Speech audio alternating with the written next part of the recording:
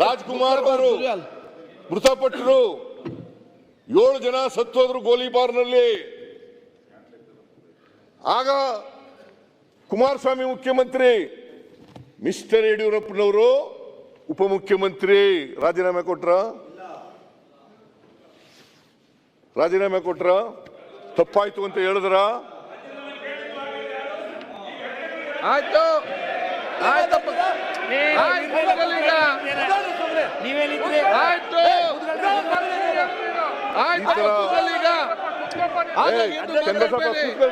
ಆಯ್ತು ಆಗ ಮಾತಾಡ್ತಾರೆ ನೀವು. ಆಯ್ತು ಸುಮ್ಮನೆ ಕೂತ್ಕೊಳ್ಳಿ. ನೀವ್ಯಾಕೆ ಅಂತ ಹೇಳ್ತೀರಿ? ಕೂತ್ಕೊಳ್ಳಿ. ದುರ್ವ್ಯಾಲ್ ದುರ್ವ್ಯಾಲ್ ಯಾಕೆ ಏನಾಗಿದೆ ನಿಮ್ಗೆ ಇವತ್ತು? ಇಲ್ಲಿ ಮುಖ್ಯಮಂತ್ರಿ ಮಾತಾಡ್ತಾರೆ, ಸುಮ್ಮನೆ ಕೂತ್ಕೊಳ್ಳಿ.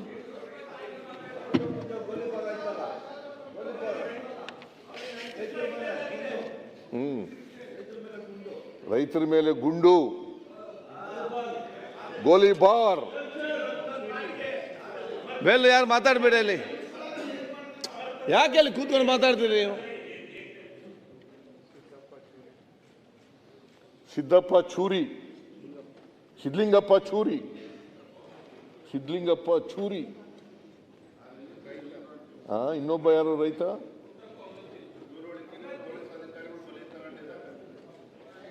ಆಯ್ತು.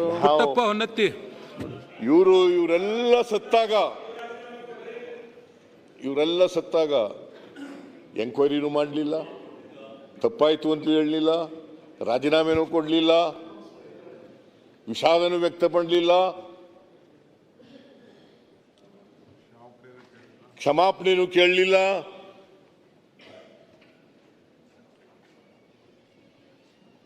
ನಮಗೆ ಪಾಠ ಹೇಳ್ಕೊಡ್ತೀರಾ ನೀವು? ಕೂತ್ಕೊಂಡು ಮಾತಾಡಬೇಡಿ ಅಲ್ಲಿ.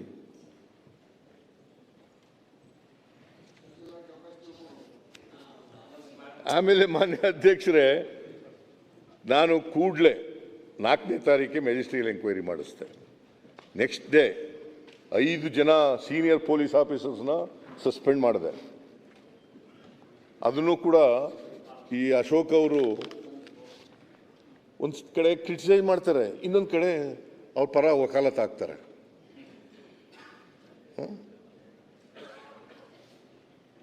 ಈಗ ನೋಡಿ,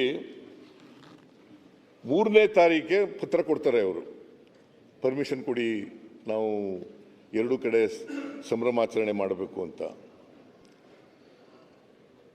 ಅವರು ಪೊಲೀಸ್ನವರು ಅಲ್ಲೇ ಯಾರು ಗಿರೀಶ್ ಅಂತ ಇನ್ಸ್ಪೆಕ್ಟ್ರು, ಅವನು ಪರ್ಮಿಷನ್ ಕೊಡಲ್ಲ.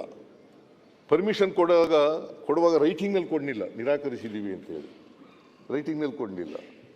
ಆಮೇಲೆ ಬೆಳಿಗ್ಗೆ 7 ಗಂಟೆ 1 ನಿಮಿಷಕ್ಕೆ RCB ಅವರು, KSCNವರು ಟ್ವೀಟ್ ಮಾಡ್ತಾರೆ, ಪೋಸ್ಟ್ ಮಾಡ್ತಾರೆ. ಏನಂತ ಅಂತಂದರೆ 7:10 ಮಾಡ್ತಾರೆ, 7:01 ನಿಮಿಷಕ್ಕೆ, 8 ಗಂಟೆಗೆ 1 ಮಾಡ್ತಾರೆ. 7:01 ನಿಮಿಷಕ್ಕೆ ಮಾಡಿರೋದನ್ನು 16 ಲಕ್ಷ ಜನ ನೋಡಿದ್ದಾರೆ. 8 ಗಂಟೆಯಲ್ಲಿ ಮಾಡಿದ್ದಕ್ಕೆ 4 ಲಕ್ಷದ ಚಿಲ್ಲರೆ ಜನ ನೋಡ್ತಾರೆ. ಆಮೇಲೆ 3:10 ಮಾಡ್ತಾರೆ, ಆಗ 7,10,000 ಜನ ನೋಡ್ತಾರೆ. ಈ ಪೊಲೀಸ್ನವರು ಇಷ್ಟೆಲ್ಲ ಪೋಸ್ಟ್ ಮಾಡಿದ್ರು ಕೂಡ ಯಾಕೆ ಬಿಟ್ಟು ಏನು ಕ್ರಮ ತಗೊಂಡ್ರು? ಏನು ಕ್ರಮ ತಗೊಳ್ಳಿಲ್ಲ. ಅದನ್ನ ಡಿಲೀಟ್ ಮಾಡಿಸ್ತಕ್ಕಂಥ ಪ್ರಯತ್ನ ಮಾಡಲಿಲ್ಲ. ಅವ್ರ ಜೊತೆ ಶಾಮೀಲಾಗಿ ಅವ್ರು ಮಾಡೋಕ್ಕೆ ಬಿಟ್ಬಿಟ್ರು. ಸರ್, ನೀವು ಸರ್ಕಾರದಿಂದ ಕೂತ್ಕೊಳ್ರಿ. ಅರವಿಂದ ಬೆಲ್ಲ ನಾನು ಅಶೋಕ ಮಾತಾಡುವಾಗ ಮೊದಲು ಮಾತಾಡ್ಲಿಲ್ಲ.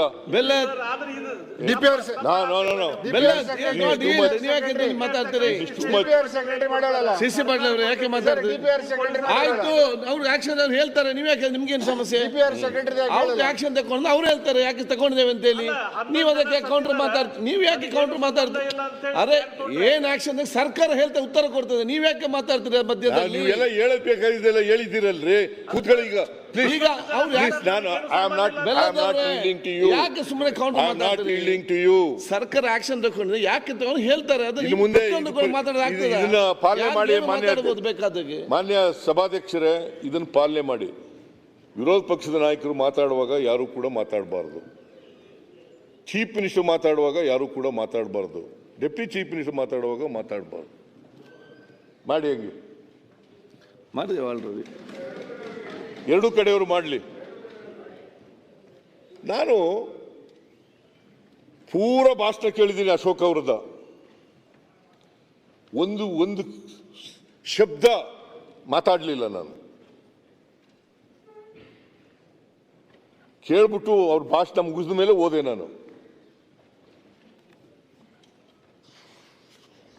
ಮಧ್ಯೆ ಹೇಳ್ತಕ್ಕಂಥದ್ದು ಅದು ಪ್ರಜಾಪ್ರಭುತ್ವದ ಲಕ್ಷಣನೂ ಅಲ್ಲ, ಸಂಸದೀಯ ವ್ಯವಸ್ಥೆಯ ಲಕ್ಷಣನೂ ಅಲ್ಲ.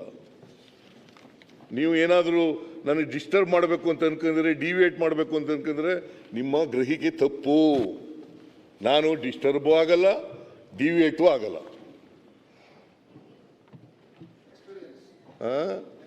ಅಫ್ಕೋರ್ಸ್ ಎಕ್ಸ್ಪೀರಿಯನ್ಸ್ ಅದು ಇದೆ.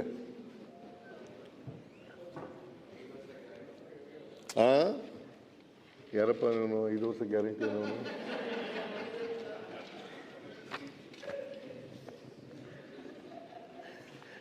ಮಾನ್ಯ ಅಧ್ಯಕ್ಷರೇ, 4ನೇ ತಾರೀಕು ಇನ್ಸಿಡೆಂಟ್ ನಡೀತು.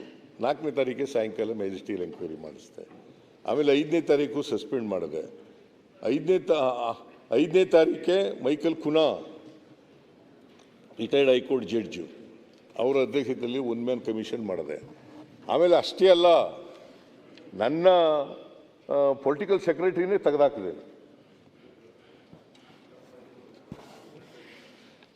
ಆಮೇಲೆ 6ನೇ ತಾರೀಕು ಒಬ್ಬ ಯಾರು ಇಂಟೆಲಿಜೆನ್ಸ್ ಚೀಫ್ ಅವ್ರನ್ನ ಟ್ರಾನ್ಸ್ಫರ್ ಮಾಡಿದೆ. ಕೂಡಲೇ ಟ್ರಾನ್ಸ್ಫರ್ ಮಾಡಿ ಬೇರೆಯವ್ರನ್ನ ನೇಮಕ ಮಾಡಿದೆ. ಅದರಿಂದ ಮಾನ್ಯ ಅಧ್ಯಕ್ಷರೇ, ಪೊಲೀಸ್ನವರು ಇದನ್ನು ತಡೀಲಿಕ್ಕೆ ಸಾಧ್ಯ ಆಯಿತು. ಒಂದು ವೇಳೆ ನಾನು 4:15 ಹೋದೆ. ನನಗೆ 4 ಗಂಟೆ ಬರೋಕ್ಕೆ ಹೇಳಿದರು. ಬಂದು ಆಫೀಸ್ನಲ್ಲಿ ಕೂತಿದ್ದೆ, ನಮ್ಮ ಚೀಫ್ ಮಿನಿಸ್ಟರ್ ಆಫೀಸ್ನಲ್ಲಿ ಕೂತಿದ್ದೆ. ಆಮೇಲೆ ನನಗೆ 4:15 ಬರಬೇಕು ಅಂತಂದರು. 4:15 ಹೋದೆ. ಅದು ಫಂಕ್ಷನ್ 5 ಗಂಟೆ ಶುರುವಾಯಿತು. 5 ಗಂಟೆ ಅಲ್ಲ, 10 ನಿಮಿಷ ನಡೆದಿರ್ಬೋದು. 5 ಮಳೆ ಬಂತು. ನಾನು ಅಲ್ಲಿಂದ ಹೊರಟುಬಿಟ್ಟೆ. ನನಗೆ ಗೊತ್ತೇ ಇಲ್ಲ ಏನಾಗಿದೆ ಅನ್ನೋದು ಗೊತ್ತಿಲ್ಲ. ಮತ್ತು ಇಲ್ಲಿ ಸ್ಟೇಡಿಯಂನಲ್ಲಿ ಏನಾಗಿದೆ ಅನ್ನೋದು ಗೊತ್ತಿಲ್ಲ ನನಗೆ. ಸತ್ಯ ಹೇಳ್ತಾ ಇದ್ದೀನಿ.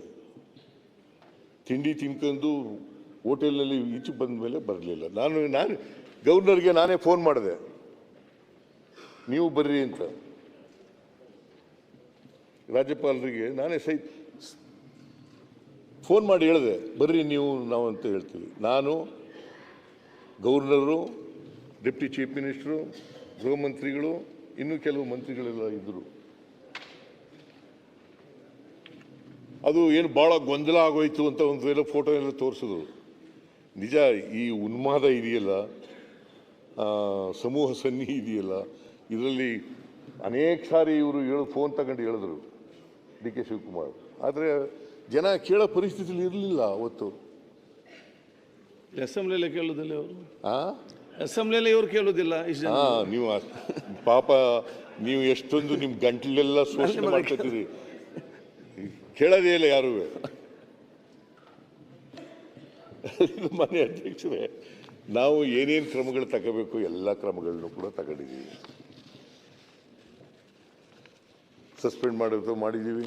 3 ಜನ IPS ಆಫೀಸರ್ಗಳು, ಒಬ್ಬರು ACP, ಒಬ್ಬರು ಇನ್ಸ್ಪೆಕ್ಟ್ರು, 5 ಜನನು ಕೂಡ ಮಾಡಿದ್ದೀವಿ. ಆಮೇಲೆ ಕೂಡಲೇ ನಾವು ಅವರು 5 RCB ಅವರು, KSCAನವರು ಮತ್ತು DNA ಇವರು 3 ಜನರ ಮೇಲೆ ಕ್ರಿಮಿನಲ್ ಕೇಸ್ ಹಾಕಿ ಅವ್ರನ್ನ ಅರೆಸ್ಟ್ ಮಾಡಿದ್ದೀವಿ.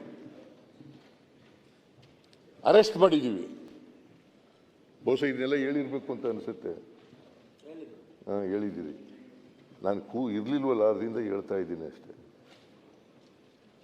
ಏನೇನು ಹೇಳಿದ್ದೀರಿ ಅಂತ ಹೇಳ್ಬಿಟ್ರೆ ನಾನು ಬಿಟ್ಬಿಡ್ತೀನಿ ಅಂತ ಹೇಳಿ.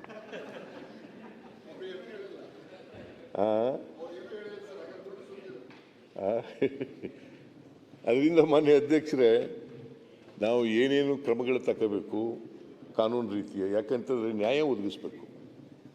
ಈಗ ತಪ್ಪಾಯಿತು ಅಂತಕ್ಕಂಥದ್ದು ಅದರಿಂದ ಪರಿಹಾರ ಸಿಗಲ್ಲ, ಅವರಿಗೆ ನ್ಯಾಯ ಸಿಕ್ಕಲ್ಲ.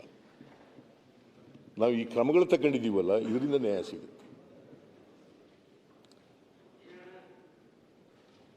ಈ ನ್ಯಾಯ ಸಿಗ್ತಕ್ಕಂಥ ಕೆಲಸವನ್ನು ನಾವು ಜವಾಬ್ದಾರಿಯಿಂದ ಚಾಚೂ ತಪ್ಪದೇನೆ ಮಾಡಿದ್ದೇವೆ. ತಕ್ಷಣವೇ ಮಾಡಿದ್ದೀವಿ. ವರದಿನೂ ಕೂಡ ಕೊಟ್ಟಿದ್ದಾರೆ. ಮಾನ್ಯ ಹೈಕೋರ್ಟ್ನವರು ಸುವೋಮೋಟೋ ಕೇಸ್ ಕೂಡ ತಗೊಂಡಿದ್ದಾರೆ. ಅವರು ಎಲ್ಲ 5 ಜನ ಅರೆಸ್ಟ್ ಮಾಡಿದ್ವಲ್ಲ, 4 ಜನ ಅರೆಸ್ಟ್ ಮಾಡಿದ್ವಲ್ಲ, 4 ಜನ ಅರೆಸ್ಟ್ ಮಾಡಿದವರು ಬೇಲ್ ಸಿಕ್ಕಿದೆ ಅವರಿಗೆ.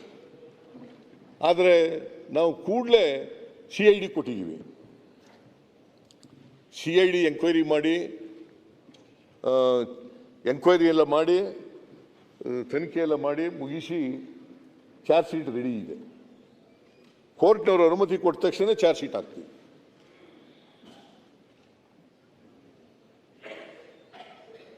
ಆದ್ದರಿಂದ ಇವರು ಹೇಳುತ್ತಾರಲ್ಲ, ಸರ್ಕಾರ ಜವಾಬ್ದಾರಿ, ಸರ್ಕಾರ ಕಾರಣ, ಇದಕ್ಕೆ ಸಿದ್ದರಾಮಯ್ಯ ಕಾರಣ, DK ಶಿವಕುಮಾರ್ ಕಾರಣ, ಇವರೆಲ್ಲ ಗೃಹ ಮಂತ್ರಿಗಳು ಪರಮೇಶ್ವರ್ ಕಾರಣ, ಇವರೆಲ್ಲ ರಾಜೀನಾಮೆ ಕೊಡಬೇಕು ಅಂತ ಹೇಳ್ತಕ್ಕಂಥದ್ದು ಸರಿಯಲ್ಲ. ಯಾಕೆಂದರೆ ಇವರು ಈ ಘಟನೆಗಳು ನಡೆದಿದ್ದಾವಲ್ಲ, ಎಲ್ಲೂ ಕೂಡ ತನಿಖೆನೂ ಮಾಡಿಲ್ಲ, ತಪ್ಪಾಯಿತು ಅಂತಲೂ ಹೇಳಿಲ್ಲ, ರಾಜೀನಾಮೆನೂ ಕೊಟ್ಟಿಲ್ಲ, ಕ್ಷಮಾಪಣೆನೂ ಕೇಳಿಲ್ಲ. ಆದರೂ ನಾನು ಮತ್ತೊಮ್ಮೆ, ಈಗಾಗಲೇ ಒಂದು ಸಾರಿ ವಿಷಾದ ವ್ಯಕ್ತ ಮಾಡಿದ್ದೀನಿ, ಮತ್ತೊಮ್ಮೆ ಈ ಘಟನೆ ನಡೀಬಾರ್ದಾಗಿತ್ತು, ನಡೀಬಾರ್ದಂಥ ದುರಂತ ನಡೆದಿದೆ. ಆದರೂ ನಾನು ವಿಷಾದವನ್ನು ವ್ಯಕ್ತ ಮಾಡ್ತೇನೆ.